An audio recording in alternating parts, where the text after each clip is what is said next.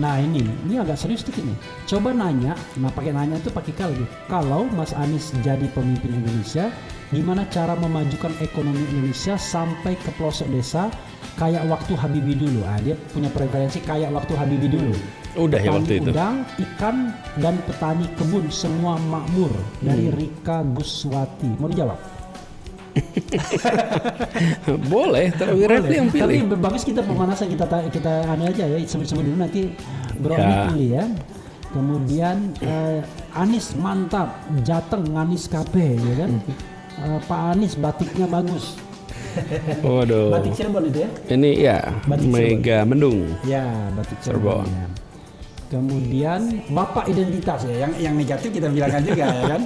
Bapak Identitas. Itu ya kan? itu negatif ya? Hah? Kalau saya bilang positif, nggak ada orang yang nggak punya identitas kan? Kan mereka berpikirnya negatif. Kalau saya berpikirnya positif, ya kan? Gimana mungkin orang nggak punya identitas ya kan? Nggak mungkin kan? Gitu. Oke. Selamat siang Pak Anies Baswedan dan Bung RH. Salam akal sehat dan perubahan dari Hong Kong. Wush. Lewat Pak Anies Baswedan yang akan menjadi Presiden RI 2024, saya yakin. Oke. Insya Allah ya, amin. Oke, Assalamualaikum Sumedang, Jawa Barat. Hadir orang hebat. Semoga bisa silaturahmi ke Sumedang. Jadi, Alhamdulillah. Jadi juga lagu Tapi kita. gini, Ref, itu yang Iya. tadi tanya tuh kelihatannya perlu dijawab juga sih, Ref. Iya, Barangkali. jawab lah. Kan namanya juga itu pertanyaan serius tuh. Iya, serius. Dan serius. Nah, tapi gini, Ref. Saya ingin cerita dikit nih. Oke. Kita kan sering ditanya tentang masa depan ya. Iya. Jawaban kita apa sih kalau ditanya masa depan itu? Cuma Nabi Khidir aja untuk masa depan. Nah, itu dia. Itu dia yang bisa mengetahui Makhluk ya. hikmah Makhluk, ya. manusia ya. Kita tidak. Tapi gini, kira-kiranya. Kebanyakan jawabnya saya akan. Iya. Bahkan kalau kita bercerita tentang visi, misi, kan sesungguhnya itu imajinasi ya. Iya. Kita kan tidak bercerita tentang fakta. Iya. Kita bercerita tentang mimpi kita, Iya. hayalan kita. Itu sahih, itu boleh, Iya. itu baik. Iya. Kalau orang tidak punya mimpi, ya bagaimana kita akan bisa meraih sesuatu? Iya. Tidak punya cita-cita, bagaimana kita bisa mendapatkannya? Iya. Jadi ingat gak Ref, zaman kita kuliah dulu Iya. di baliho UGM, di depan di Boulevard UGM, Iya. waktu mahasiswa baru Iya. tahun 92 itu kita Waduh. pasangin selamat datang Calon apa? pemimpin muda. Oh Oke? iya, pemimpin muda ya. Pemimpin muda. Tapi itu kan cara nulisnya waktu itu gini, pemimpi plus N muda. Oh, oke, I see. Iya, Selamat datang pemimpi plus N muda. Muda. Untuk bilang bahwa kalau menjadi pemimpin dia harus punya pemimpi plus N. Punya mimpi, Ya. tapi N-nya itu nyali, oke? Oke. Manajemen skill, Oke. kemampuan komunikasi, kemampuan kolaborasi, N-nya itu, Iya. oke?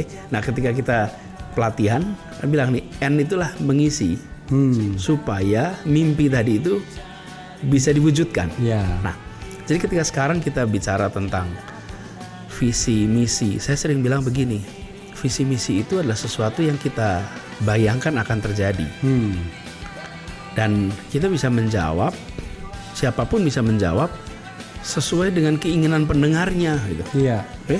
Iya. Diwawancara, Iya. jadi pegawai, Iya. akan kerja keras. Oh iya Pak, saya akan kerja keras. Iya. Apakah siap untuk tidak tidur? Siap Pak, tidak tidur. Semua yang diwawancara tentang akan, Iya. itu pasti akan bilang saya iya bisa. Oke. Lalu di mana pembedanya? Rekam jejak. Oke. Iya. Sebuah mimpi, sebuah cita-cita, sebuah misi, sebuah visi hanya menjadi kredibel bila dia ditopang dengan rekam jejak yang relevan. Bila dia tidak ditopang dengan rekam jejak, maka dia hanya imajinasi masa depan. Iya. Nah, ketika kita memasuki sebuah kontestasi, Iya. gagasan, ide, dan rekam jejak. Nah, ini harus tambahkan. Iya. Seringkali kan kita menyebut pemilu itu kontestasi ide gagasan. Iya. Harus dengan rekam jejak juga. I see. Tanpa rekam jejak, ide gagasan gak ada artinya. Iya. Dan kalau kita mau memprediksi masa depan, bukan dengan semata-mata bertanya besok mau ngapain. Iya. Pertanyaan dibalik, kemarin sudah berbuat apa? Oke. Karena your best predictor Iya. of your future pattern Iya. is your past pattern. Iya. Perilaku dan karya masa lalu Iya. adalah prediktor terbaik Iya. untuk masa depan. Masa depan. Jadi ketika tadi ada pertanyaan bagaimana membuat supaya kesetaraan kesempatan itu terjadi kan, perekonomian tadi. Iya. Yang pertanian, yang perkebunan, tadi diceritakan tuh. Iya. Oke. Saya tentu bisa menjawab, oke, Indonesia harus begini. Tapi gini dah, saya jawabnya, saya kerjain di Jakarta aja dah. Oke. Oke. Sebagai contoh nih, kan udah dikerjain. Iya. Sebagai rekam jejak saya nih, urusan begini. Iya.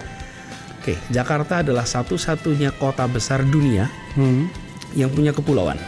Oke. Tidak ada kota besar dunia yang punya kepulauan. Oke. Kalau punya pulau ada yang lain. Tapi kepulauan. Tapi kita ada 111 pulau. 11 pulau berpenduduk. Oke. Lalu kita sering bilang dari Kepulauan Seribu ke Jakarta, seakan-akan Kepulauan Seribu itu bukan Jakarta. Iya. Ini bukan Jakarta juga. Iya.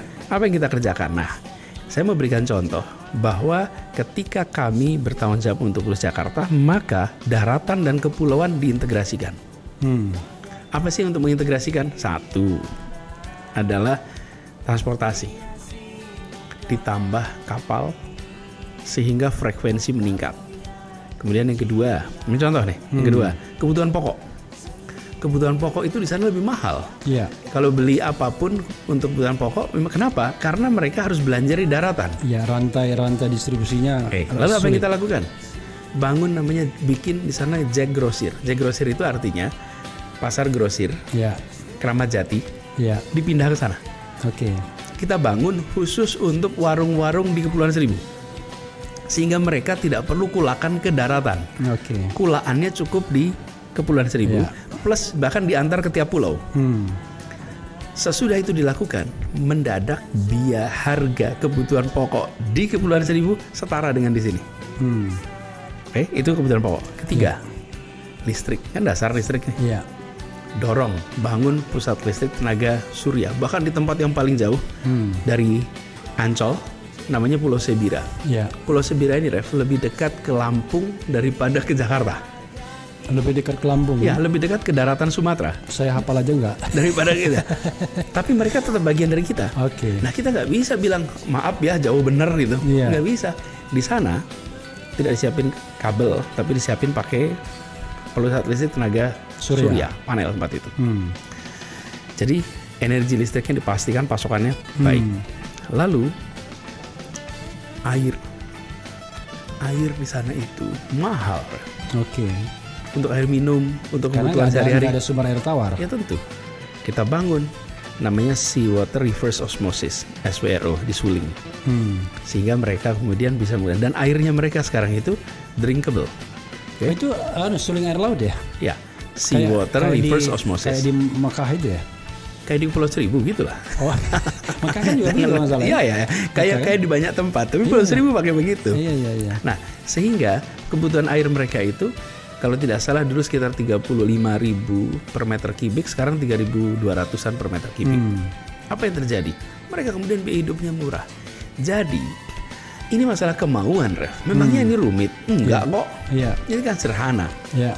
Ketika kita memasukkan konektivitas, memasukkan kesetaraan kesempatan sebagai nilai-nilai penting dalam kebijakan, otomatis langkahnya dikerjakan tuh.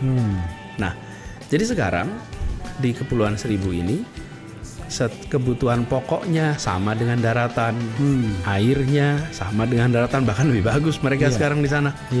Lalu mobilitasnya, bahkan sekarang ini Ref, dengan menggunakan kartu Jaklingko, mereka naik kendaraan dari kepulauan ke Jakarta, kemudian pindah ke Transjakarta, satu pembayaran. Rp10.000.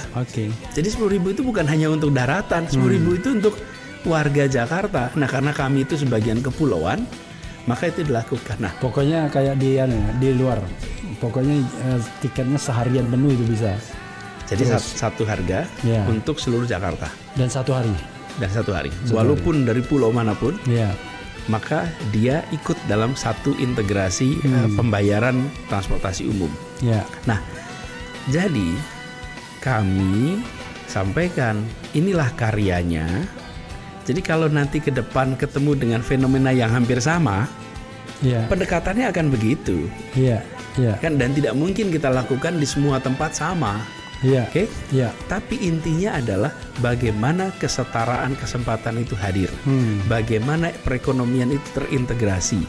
Bagaimana sistem logistik itu disiapkan oleh negara. Bagaimana mobilitas penduduk itu difasilitasi. Nah, ketika itu sudah dikerjakan, besok ketemu dengan fenomena yang serupa, itu pula yang akan dikerjakan. Jadi saya ingin ajak kepada semua, jangan hanya bertanya tentang apa yang akan diperbuat karena bisa dijawab dengan karangan bebas. Tapi tanya juga apa yang sudah dikerjakan dan apa yang sudah dikaryakan, karena kalau itu kenyataan. Kalau besok itu imajinasi kita. Tapi kalau kita tidak punya impian, tidak punya imajinasi, terus mana arahnya? Tapi harus ditopang dengan rekam jejak.